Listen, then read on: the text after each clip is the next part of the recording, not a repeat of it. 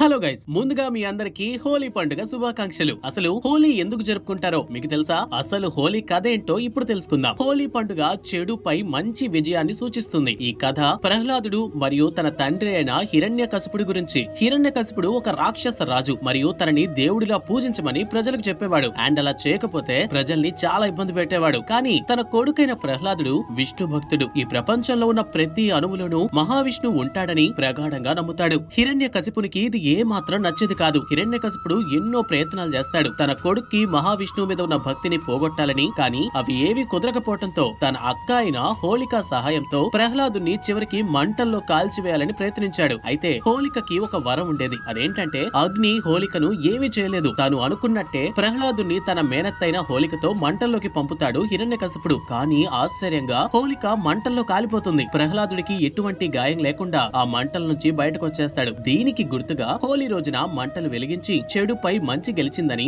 రంగులతో హోలీ జరుపుకుంటారు. అంతేకాకుండా శ్రీకృష్ణుడు కూడా తన స్నేహితులకి రంగుల్ని పూస్తూ ఆనందంగా హోలీ జరుపుకునేవారంట. గాయ్స్, ఈ రోజుల్లో హోలీ ఫెస్టివల్ ని భారతదేశంలోనే కాదు ప్రపంచ వ్యాప్తంగా జరుపుకుంటున్నారు. రంగులు చల్లుకుంటూ పాటలు పాడుకుంటూ వాళ్ళకి నచ్చిన వంటలతో ఆనందంగా హోలీని జరుపుకుంటున్నారు. సో ఈ కథ మీలో ఎంతమందికి ముందే తెలుసన్న విషయాన్ని కామెంట్ సెక్షన్ లో మాతో పంచుకోండి. ఇన్ఫర్మేషన్ నచ్చితే ఛానల్ ను ఫాలో అవ్వండి.